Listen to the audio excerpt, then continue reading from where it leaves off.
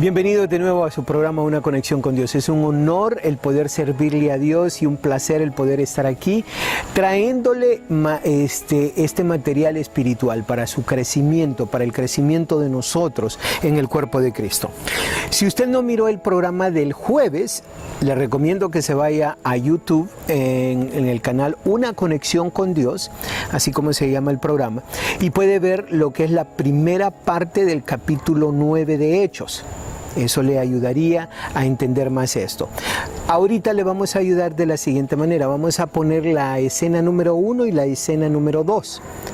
Luego volvemos y continuamos con lo que es la escena número 3 y 4 y lo que es el cierre. Así que a continuación, de nuevo, va a haber la escena número 1 y 2, que ya lo dimos el jueves, pero después continuamos con lo que es la escena número 4, 3 y 4. Ahora, religión muerta versus relación viva con Dios. Creo que en el capítulo 9 de Hechos tenemos una idea, nos da una idea el escritor Lucas, el doctor Lucas, el apóstol Lucas, nos relata, nos da 4 escenarios y quiero que a medida vayamos leyendo esto, quiero que denote esto. Imagínese que usted está viendo un programa de televisión y ¿qué es lo que sucede? Está la escena 1, la escena 2, la escena 3, la escena 4, pero entre las escenas 1 y 2 hay una tercera escena que es como quien dice el comercial, como quien dice el medio tiempo, como quien dice la parte importante, la parte central del evento que nos está relatando Lucas en el capítulo 9. No, en el capítulo 9 y empieza, si tiene su Biblia o tiene lápiz y papel, tome nota. Capítulo 9 empieza con esto, dice, y Saulo, respirando aún amenazas y muerte contra los discípulos del Señor, vino al sumo sacerdote y le pidió cartas para la sinagoga de Damasco, a fin de que si hallase algunos hombres o mujeres de este camino, y quiero hacer un paréntesis aquí, cuando dice de este camino, él se está refiriendo, en aquel momento no se les llamaba cristianos, se les llamaba el camino a Jesucristo, eran los que tenían el camino a la verdad. A eso se está refiriendo en este momento Lucas. Ahora dice, los trajese presos a Jerusalén, mas yendo por el camino, aconteció que al llegar cerca de Damasco, repentinamente le rodeó un resplandor de luz del cielo, y cayendo en tierra, oiga bien, cayendo en tierra, oyó una voz que le decía, Saulo, Saulo, ¿por qué me perseguís? Él dijo, ¿quién eres, Señor? Y le dijo, yo soy Jesús, a quien tú persigues. Dura cosa te es dar coces contra el aguijón. Él temblando y temeroso dijo, Señor, ¿qué quieres que yo haga? Y el Señor le dijo, levántate y entra en la ciudad y se te dirá lo que debes hacer. Y los hombres que iban con Saulo se pararon atónitos, oyendo a la verdad la voz, mas sin ver a nadie. Entonces Saulo se levantó de tierra y abriendo los ojos no veía a nadie. Así que llevándolo por la mano le metieron en Damasco, donde estuvo 3 días sin ver, ni comió ni bebió. Más adelante en el capítulo 10 vamos a leer que Saulo durante este momento se mantuvo en oración. Se mantuvo orando. Ahora, escena número 1. Imagínense, Saulo, acaban de matar a Esteban. La ropa le quedó ahí. Y cuando la ropa le cayó a los pies de Saulo, este dijo, yes, lo mataron. Qué bueno. Ahora voy a ir yo por todos los demás. Estos que están perjudicando mi religión, que en ese momento era el judaísmo, que están yendo en contra de mi religión, que están yendo en contra de mis creencias, que están yendo en contra de la tradición, Yo voy a ir y los voy a sacar y los voy a entregar, los voy a encarcelar y si es necesario los voy a matar. Este es Saulo. Es un hombre diligente que había llevado las cosas tal y como se las habían enseñado. Él está dispuesto a ir 240, 250 kilómetros para ir a traer a estos hermanos de la nueva iglesia, los hijos de Cristo. Y en lo que va hacia allá, Jesucristo lo toca. Jesucristo se manifiesta. Mira el panorama número 1. Mira la escena número 1. Ese viaje de Pablo, de esas 240, 250 kilómetros, estamos hablando de que en ese momento es alrededor de 5 a 7 días solo para llegar a ese lugar. ¿Se imagina lo que eso significa? Una persona que realmente tiene diligencia y quiere hacer algo. Es una persona sincera, es una persona que realmente quiere hacer bien delante de los ojos de Dios. Pero ¿qué es lo que sucede? Que está enfrascado en una religión, en tradiciones, en costumbres. Sincero, honesto. Y nosotros podemos ser muy sinceros y muy honestos al estar haciendo lo que creemos que estamos haciendo para glorificar y honrar a Dios. Pero mi pregunta es, ¿el Espíritu Santo le está demostrando que usted está realmente haciendo lo correcto? ¿Usted se está metiendo en la palabra de Dios a escuchar lo que Dios le dice y usted está haciendo y yendo de acuerdo a la voluntad de Dios? Ahora mire, la escena número 2, nos vamos al versículo 10, dice: habiendo entonces en Damasco un discípulo llamado Ananías, a quien el Señor dijo en visión: Ananías, y él respondió: heme aquí, Señor. Y el Señor le dijo: levántate y ve a la calle que se llama Derecha, y busca en casa de Judas a uno llamado Saulo, de Tarso, porque he aquí él ora. Y ha visto en visión a un varón llamado Ananías, que entra y le pone las manos encima para que recobre la vista. Entonces Ananías respondió: Señor, he oído de muchos acerca de este hombre, cuántos males ha hecho a tus santos en Jerusalén. Y aún aquí tiene autoridad de los principales sacerdotes para prender a todos los que invocan tu nombre. El Señor le dijo: ve, porque instrumento escogido me es este para llevar mi nombre en presencia de los gentiles y de reyes y de los hijos de Israel. Quiero hacer un paréntesis aquí que incluso no lo había hecho durante el estudio. Mire lo que dice aquí. Dice en el versículo 15: el Señor le dijo: ve, porque instrumento escogido me es este para llevar mi nombre en presencia de los gentiles y de reyes y de los hijos de Israel. Y de reyes y de los hijos de Israel. Y de reyes. En otras palabras, ¿se podría decir presidentes? ¿Lo queremos más claro? La palabra de Dios nos lo dice. Tenemos que llevar, tenemos que ir y ser ejemplo y llevar la palabra y ser testigos delante de estos hombres, delante de estos mortales, tal y como nos lo dice la palabra. No nos podemos poner, excusar con esa excusa barata de santos, ponernos como muy santos y que nosotros no podemos decir o hacer o meternos en esto. La palabra de Dios nos lo dice. Si lo necesitaba de Saulo, ¿no lo necesita de nosotros hoy en día?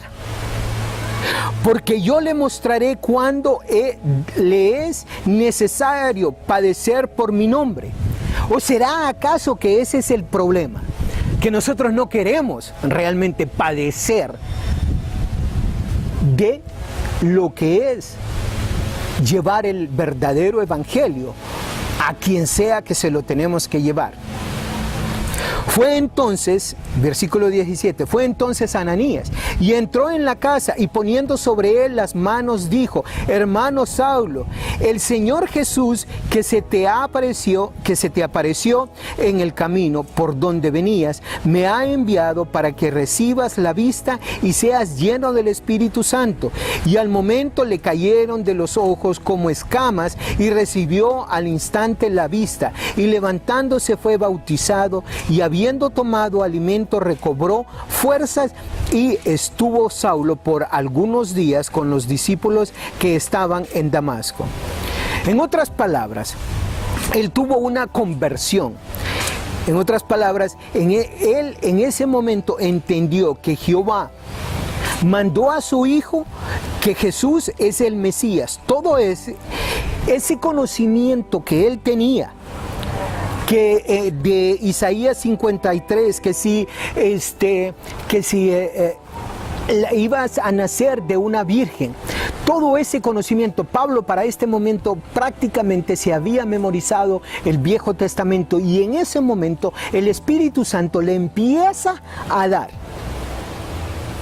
todo lo que necesita traer a su mente, a su conciencia, para entender que de quien va él detrás es del Mesías, del Hijo de Dios. Ahora, hay una cosa que sucede en lo que Lucas nos está haciendo aquí. Ya miramos escena número 1, escena número 2, falta la 3 y la 4 dentro de este capítulo. Pero antes de entrar a la escena 3 y 4, es como que si Lucas nos dice, vamos a ir a un corto comercial, vamos a explicar esto, y salta, más adelante usted se va a dar cuenta que Lucas salta la idea de que Saulo se va por 3 años a Arabia. Dios trata con Saulo, lo aparta y se lo lleva a Arabia, y después regresa a Damasco. Y él salta a esa situación, pero nos lleva a esto. Nos lleva a un corto comercial donde empieza a decir lo que Pablo hace, y es aquí donde entra lo que Lucas quiere darnos en el capítulo 9 de Hechos. Él quiere dar el enfoque más importante en esta área. Aquí, en el versículo 20 en adelante, escuche esto. Enseguida predicaba a Cristo en las sinagogas, diciendo que este era el Hijo de Dios. Y todos los que le oían estaban atónitos y decían: ¿no es este el que asolaba en Jerusalén a los que invocaban este nombre? Y eso vino acá para llevarlos presos ante los principales sacerdotes. Pero Saulo mucho más se esforzaba y confundía los judíos que moraban en Damasco, demostrando que Jesucristo era el Cristo. La gente no entendía cómo era que este hombre, que anduvo siguiendo a los cristianos para encarcelarlos, para matarlos, para destruirlos, ahora era el que se paraba en la sinagoga y empezaba a profesar a Jesucristo como su Salvador, como el Salvador de cada uno de nosotros. Eso es lo que sucede cuando usted mira a un alcohólico, cuando usted mira a un drogadicto, cuando usted mira a una prostituta, cuando usted mira a esas personas que han estado refundidos en el pecado. Vienen y tienen un contacto directo con Jesús y sus vidas son transformadas. Cuando nosotros dejamos de ser religiosos, o mejor dicho, cuando nosotros practicamos de acuerdo a la palabra de Dios, esas promesas, vivimos esas promesas que Dios nos dice a través de su palabra, entonces venimos y podemos ser aquellas personas que impactamos a aquellos quienes están a nuestro alrededor. Ahora, denoten lo que sucede cuando Pablo viene de regreso y empieza a hablar de Jesucristo, empieza a hablar de las maravillas que Jesucristo ha hecho y quién es Jesucristo. En el versículo 23 dice: pasados muchos días, los judíos resolvieron en consejo matarle, pero sus acechanzas llegaron a conocimiento de Saulo, y ellos guardaban las puertas de día y de noche para tomarle. Entonces los discípulos, tomándole de noche, le bajaron por el muro, descolgándole en una canasta. Cuando llegó a Jerusalén, trataba de juntarse con los discípulos, pero todos le tenían miedo, no creyendo que fuese discípulo. Entonces Bernabé, tomándole, lo trajo a los apóstoles y les contó cómo Saulo había visto en el camino al Señor, el cual le había hablado, y cómo en Damasco había hablado valerosamente en el nombre de Jesús. Entonces, mire lo que sucede. Primero era él, ¿verdad? Ahora, ¿qué es lo que sucede cuando él empieza a promover a Jesucristo? Cuando él empieza a declarar quién es Jesucristo. Entonces, ahora los otros religiosos lo quieren, ¿qué? Matar. Hermano, hermana, pregunta. Usted quizás no estará matando físicamente usted a otro hermano, a otra persona, de otra religión, de otra denominación. O incluso usted quizás no estará matando físicamente a personas fuera de la iglesia. Pero esta es mi pregunta para usted, maestro espiritual. Para usted que es uno de los pastores, uno de los apóstoles, uno de los profetas, uno de los evangelistas, para usted, ¿qué sucede cuando usted no levanta la voz para aquellas personas a quienes se les está haciendo injusticia?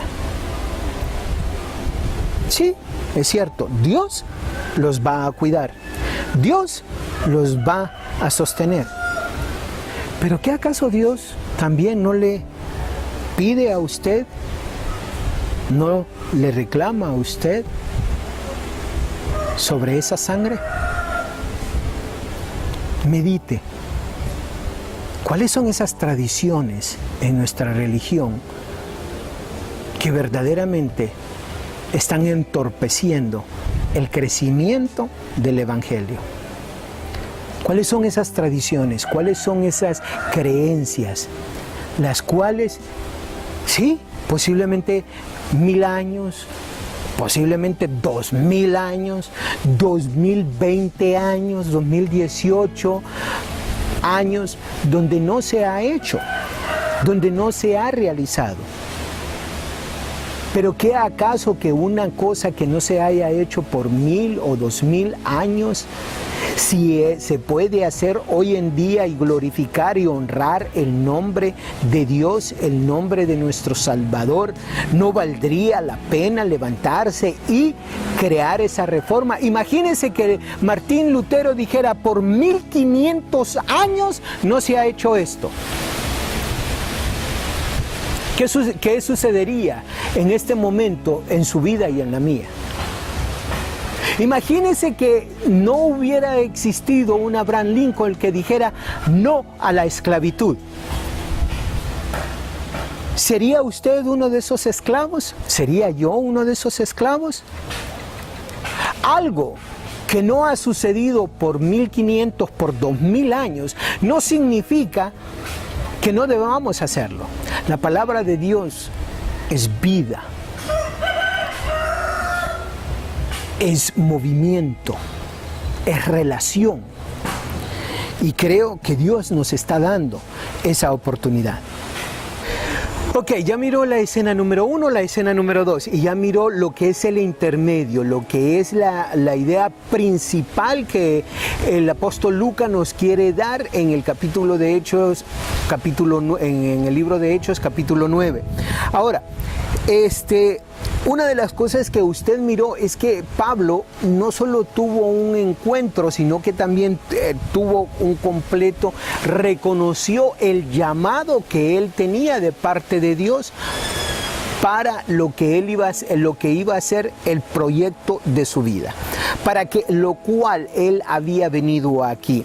Y en el versículo 29 del capítulo 9 de Hechos, dice lo siguiente: y hablando denodadamente en el nombre del Señor, y disputaba con los griegos, pero estos procuraban matarle. Cuando supieron esto, los hermanos le llevaron hasta Cesarea y le enviaron a Tarso. Algo a denotar aquí que el apóstol Lucas quiere hacer con esto es que nos da comerciales y nos da, cuando digo comerciales, si miraron lo que les estaba diciendo anteriormente, es donde él como que nos da pista de lo que estaba sucediendo anteriormente, y una de las cosas que él hace es que nos empieza a decir, a propósito, es como quien dice, bueno, un momento, vamos a pausar un momento y vamos a ir. Recuerdan que en el capítulo 1 vino el Espíritu Santo, en el capítulo número 2 la iglesia crece y Jesucristo asciende. Entonces aquí como que nos da un recuento. En el versículo 31 dice: entonces la iglesia tenía paz por toda Judea, Galilea y Samaria, y era edificada andando en el temor del Señor, y se acrecentaba fortalecidas por el Espíritu Santo. Y cómo no, el perseguidor número 1 de la iglesia ahora es un converso, ahora es uno de los nuevos del camino, ahora es uno de los nuevos cristianos. Ahora, aquí es donde viene la parte de que la escena lo puede ver como la escena número 3, si lo quiere ver en el contexto de lo que es el capítulo 9. Porque la escena principal, lo que él está tratando de hacer énfasis, es en lo que ocurre del 20 al 30. En el 31 o en el 32, en el 31 nos da, oigan, ¿se acuerdan de lo que sucedió? Ya en el 32 empieza la escena número 3. Y miren lo que sucede en la escena número 3. Versículo 32. Y dice: aconteció que Pedro, visitando a todos, vino también a los santos que habitaban en Lida. Y halló ahí a uno que se llamaba Eneas, que hacía 8 años que estaba en cama, pues era paralítico. Y le dijo Pedro: Eneas, Jesucristo te sana, levántate y haz tu cama. Y enseguida se levantó, y le vieron todos los que habitaban en Lida y en Sarón, los cuales se convirtieron al Señor. El paréntesis aquí es: ¿quién dice Pedro que sana a Eneas? ¿Es Pedro? ¿Es una virgen? ¿Es una religión? ¿Es otra persona? No. Pedro dice: Eneas, Jesucristo te ha salvado. Jesucristo te ha sanado. Hay que mantener bien claro quién es. Ahora, Pedro es el que lleva el mensaje. Pedro es el mensajero. Pero el mensaje es Jesucristo. Quien hace las obras es Dios. Gracias a que Jesucristo vino y murió aquí por nosotros. Entonces, uno de los problemas que nosotros tenemos es que nosotros queremos encajonar a Dios bajo nuestros 5 sentidos: el del olfato, la vista, oído, visión. y queremos detener el tacto, queremos detenernos en eso, que si no lo miramos, que si no vemos, que si no lo tocamos, que si no lo probamos, entonces no miramos a Dios y queremos encajar a Dios de acuerdo a nuestras limitaciones. Se nos olvida que Él es quien nos creó, que Él no tiene limitaciones para demostrarse o para enseñorarse, para hacer milagros.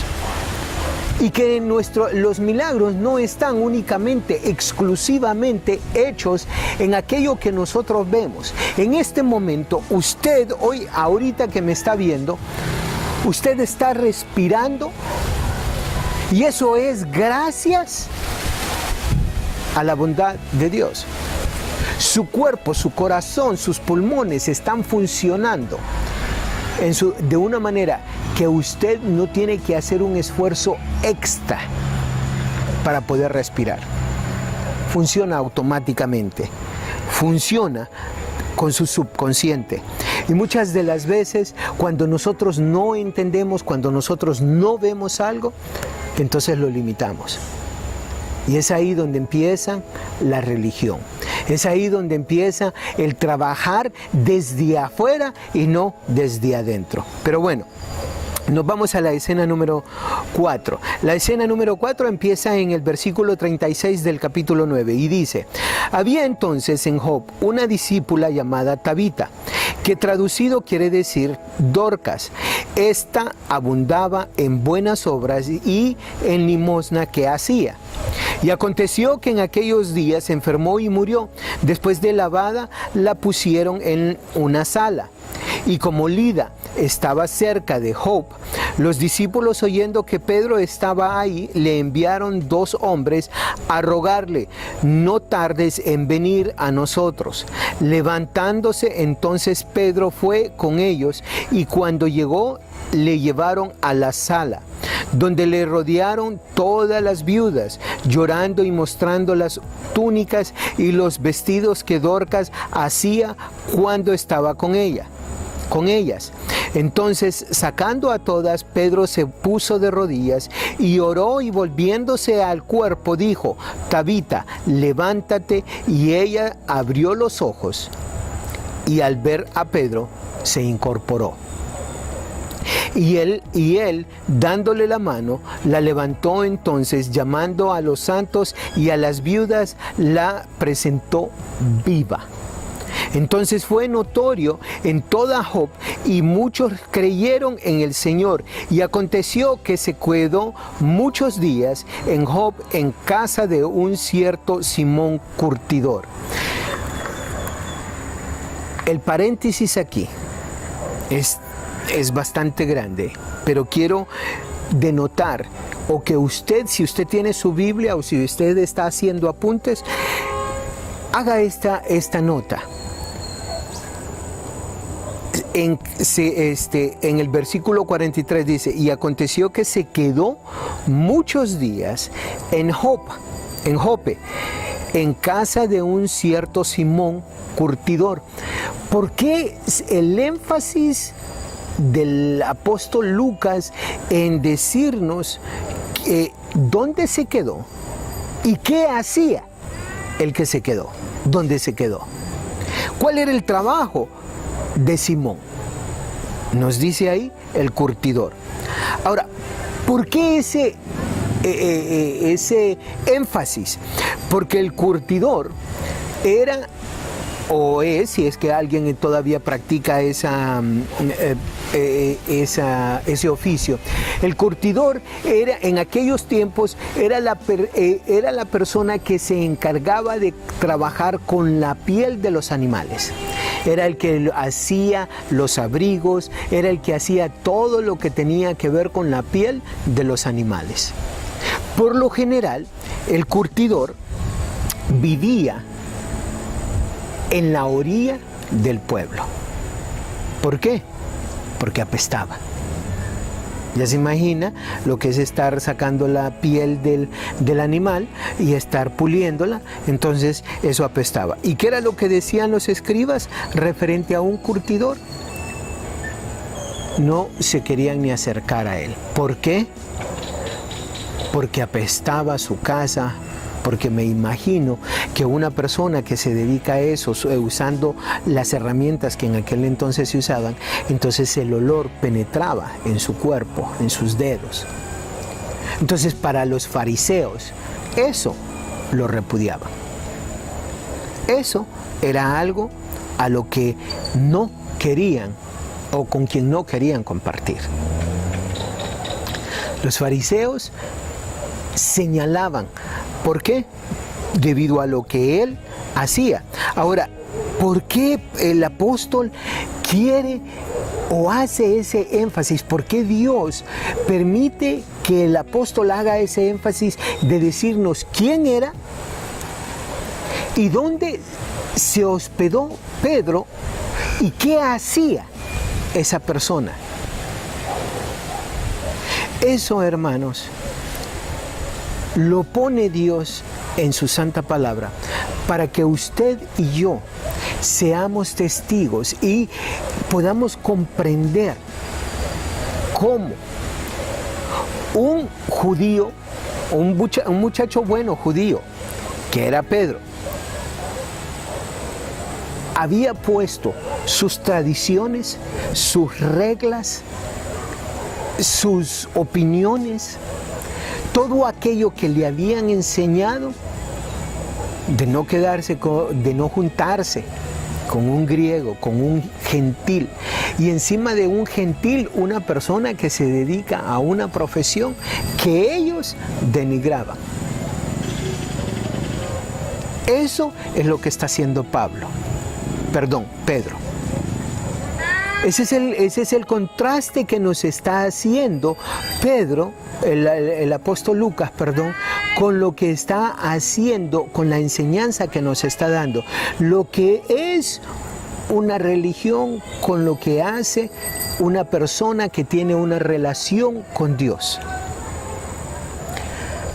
Eso que está ahí, está escrito por una razón muy importante.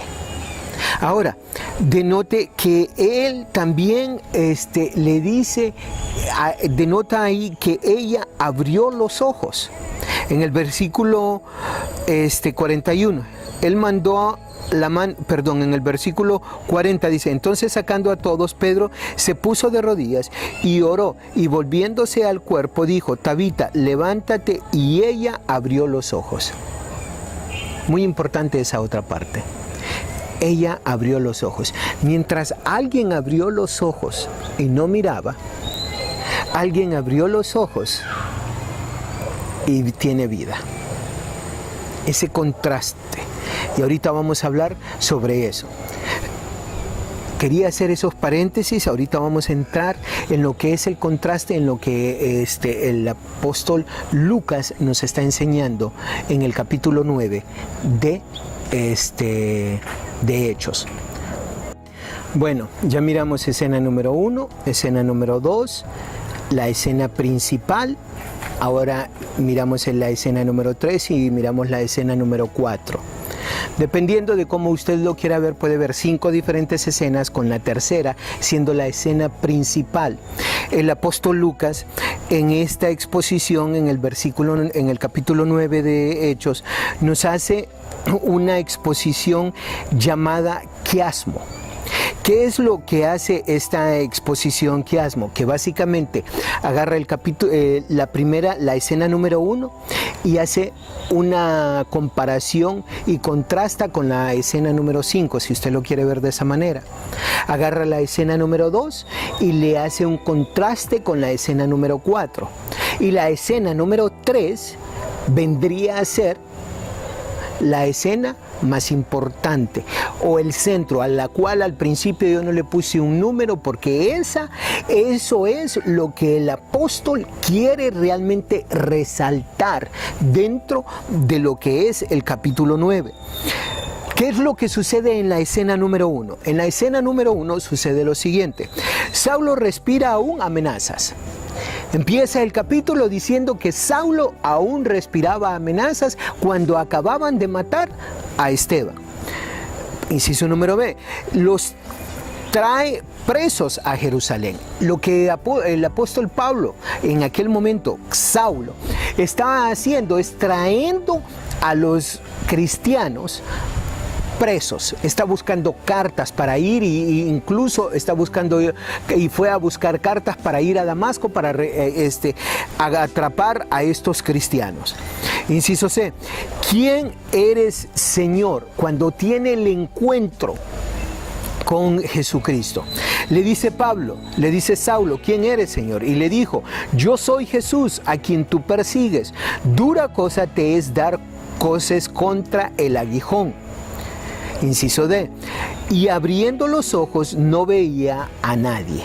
Después de que Saulo tiene el encuentro con Jesús, cuando Jesús viene y toca su vida, queda ciego. Si usted se acuerda, tuvieron que ir y en la escena número 2 es cuando ya viene Nehemías y viene y ora y entonces es ahí donde empieza a ver. Pero lo que hace Lucas es que nos hace el contraste de la escena número 1 en el capítulo 1 y nos hace la escena número 4, por decirlo así, en la última parte del capítulo. Y es donde dice, Dorcas abundaba en buenas obras y en limosnas que hacía. Inciso B. Rodearon todas las viudas, llorando y mostrando las túnicas y los vestidos que Dorcas hacía cuando estaba con ellas. Inciso C. Y ella abrió los ojos y al ver a Pedro se incorporó. Inciso D. Que se quedó muchos días en Jope en casa de un cierto Simón curtidor. ¿Qué es lo que está haciendo el apóstol Lucas en este momento? Nos hace el contraste de un religioso que está buscando meter a la cárcel, incriminar a los cristianos, se queda ciego, mirando realmente no puede ver y se queda prácticamente paralítico. Porque en su corazón, en su mente, lo que hay no es una relación con Dios, sino una religión, algo rígido, algo que Él debe de hacer, algo que tenemos que hacer, que eso es muchas veces lo que la religión trae. Acá, en contraste, tenemos a una mujer que hacía buenas obras, que incluso dice aquí, rodeada a todas las viudas llorando y mostrando las túnicas y los vestidos que Dorcas hacía cuando estaba con ellas. En otras palabras, amor, paciencia, consideración, entendimiento. Una mujer que realmente hacía la voluntad de Dios, buscaba servir a los demás. Versos 1, que trata de condenar a los demás, que impide. ¿Se acuerda cuando, si usted miró el jueves la predicación, hablamos de Mateo 23? ¿Se acuerda que en Mateo 23 dice que los escribas ponen leyes de tal manera que ni siquiera ellos pueden hacer y que obstaculizan para que las demás personas realmente creen una relación con Dios? Es el contraste que está haciendo Lucas. Saulo, un religioso, de acuerdo a él, muy perfecto, muy ilustre, muy conocedor, se sabía la Biblia en el Viejo Testamento, prácticamente se la sabía de memoria, hacía todas las cosas que la religión le decía, muy perfecto, ¿cierto? Miramos a Dorcas, el contraste, una mujer dadivosa que buscaba ayudar, que buscaba servir. Por lo que leo aquí, o por lo que se lee, lo que ella hacía, se mira que era una mujer que no estaba pronta a señalar los errores o las fallas de otras personas, sino que era una persona quien, por lo contrario, se daba de sí misma y ayudaba a las personas que estaban a su alrededor. Se miraba que era una persona completamente contrario a lo que la religión nos dice que debemos de ser. En la escena número 2, miramos a Ananías. Ve, porque instrumento escogido me es este, para llevar mi nombre en presencia de los gentiles. Inciso B, me ha enviado para que recibas la vista y seas lleno del Espíritu Santo. Inciso C, y habiendo tomado alimento, recobró fuerza. Esto es la segunda escena, donde ya Pablo, Ananías, va y hace el milagro, va y lo instruye, va y le da alimento, va y le quita las escamas. ¿Cuál es el contraste? La escena número 3. Se llamaba Eneas, que hacía 8 años que estaba en cama. Inciso A. Inciso B, levántate y haz tu cama, y enseguida se levantó. Inciso C, y le vieron todos los que habitaban en Lida y en Sarón, los cuales se convirtieron al Señor. ¿Qué es el contraste aquí? Pedro va a los gentiles a servir, a dar esperanza, a ayudar, a dar luz, a ser sal, a decir las buenas nuevas. Mientras a Saulo estaba esperando ver qué era lo que hacía. ¿Por qué? Porque su corazón había estado endurecido. Pero mire lo que sucede, que aquí, en la escena número 3, Pedro le dice a Eneas, Jesucristo te ha sanado. ¿Qué es lo que sucede en la escena número 2? Llega Ananías y le dice a Pablo, a Saulo en ese momento, Jesucristo me ha mandado. Ahora, quiero que denote esto también. Denota que siempre está la mano de Dios en cada una de las escenas. En la escena número 1, en la escena número 2, en la escena número 3, en la escena número 4. Dios se está manifestando de una gran manera en cada una de esas escenas. Pero quiero que denote esto. ¿Denota usted o reconoce usted que nosotros tenemos que hacer algo al respecto? ¿Nota usted que no se trata de que usted se quede sentado esperando las bendiciones de Dios? ¿Nota usted que usted y yo, que Jesucristo, que Dios nos llama a pesar de que Él está con nosotros y nos va a ayudar? Y si no fuera por Él, nosotros no podríamos hacer las cosas que Él hace, pero requiere que nosotros vayamos y hagamos algo aparte de orar. Ojo, no estoy diciendo que no debemos orar, que no se necesita orar, no, todo lo contrario.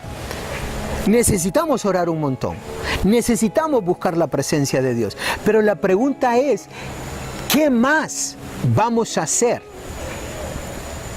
¿Qué más necesita hacer usted en su comunidad? ¿Qué más necesita hacer usted en su casa? ¿Qué más necesita usted hacer en el país? Y lo vamos a traer al tema del país.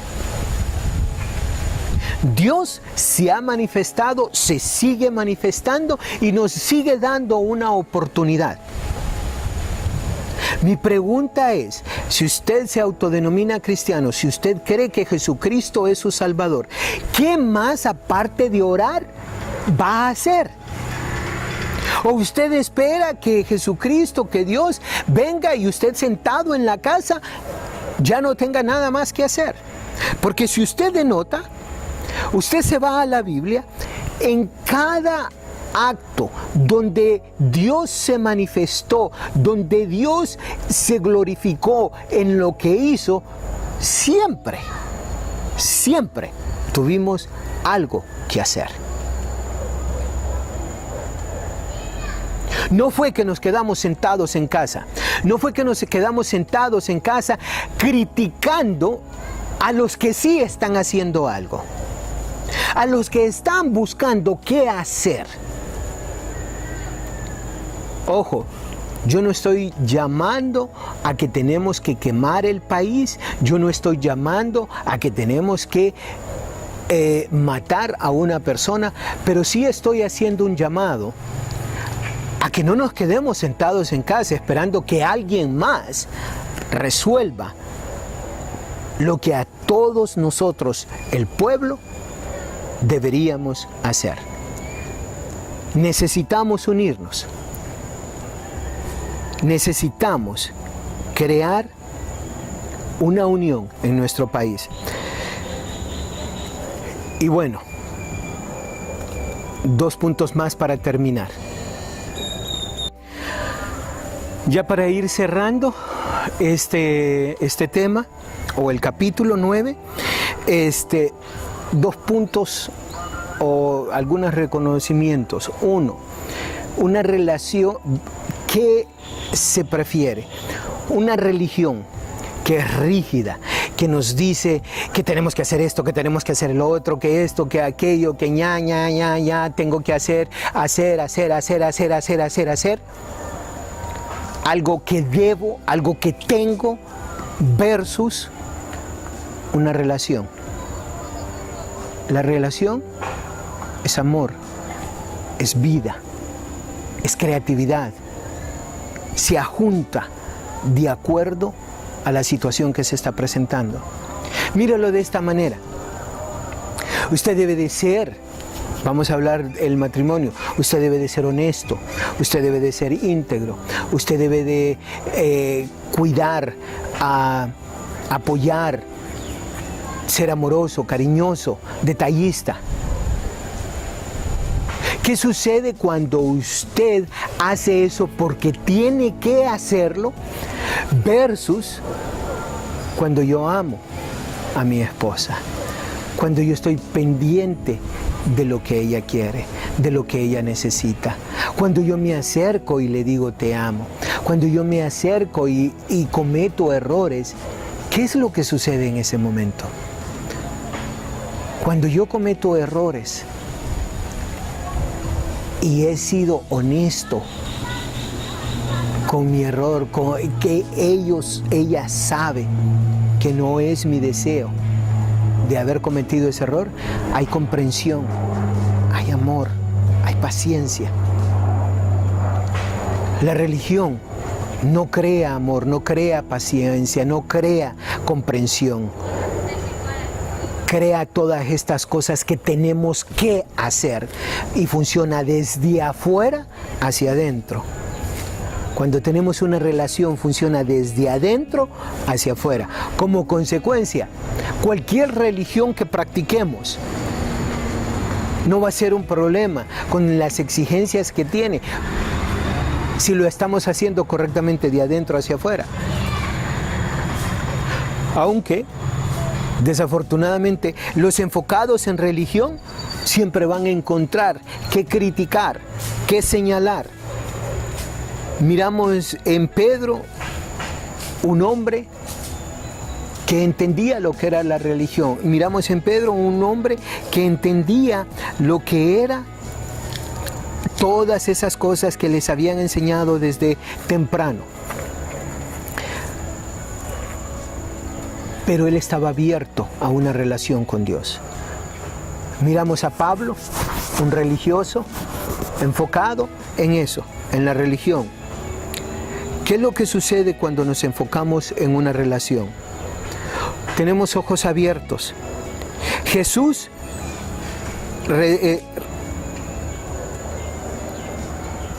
hay resurrección con Jesús. Hacedor de buenas obras. El enfoque es vida. Aun cuando se es un curtidor, cuando como profesión se tiene un curtidor, ser curtidor, Dios se acerca no mirando dónde vivimos, qué es lo que hacemos. sino que busca una comprensión. Lecciones que debemos aprender sobre la religión. La religión se enfoca en la aceptación desde afuera hacia adentro. La vida ocurre desde el adentro hacia afuera.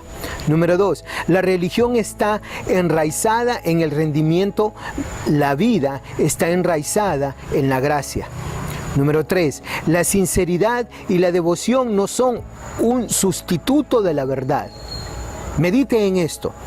La sinceridad y la devoción no son un sustituto de la verdad. Número 4, la religión es fácil de detectar en los demás y casi invisible para nosotros mismos. En otras palabras, es bien fácil mirar el religioso allá afuera, pero ¿mira usted el religioso que es usted o en lo que usted se está comportando? Número 5, es la misericordia de Dios lo que mueve nuestro mundo para revelar nuestra religión y nacer una vida nueva y fresca. Y por último, preguntas para que se aplique a usted personalmente. ¿Dónde ha visto a la religión traer la muerte a los demás? ¿En qué ha visto que la religión ha traído la muerte a otras personas que usted conoce? Y al mismo tiempo, ¿en qué ha perjudicado la religión en usted mismo? ¿Qué es lo que ha muerto en usted por causa de la religión? Número 2, lea Mateo 23 y analice el comentario de Jesús sobre la religión. Medite sobre el capítulo 23 de Mateo. Y no mire como que si son aquellos fariseos de aquel entonces, de aquel tiempo. Mire cómo usted puede ser o estar siendo un fariseo hoy día. Número 3, ¿dónde se ha infiltrado el pensamiento religioso en su vida? Y número 4, ¿qué acción específica sientes que Dios le llevó a tomar? Al escuchar estas palabras, al escuchar esta meditación, ¿qué es lo que Dios, qué es lo que el Espíritu Santo ha puesto en su corazón, en su mente, que usted debe de realizar hoy en día? Hermanos, en verdad les digo,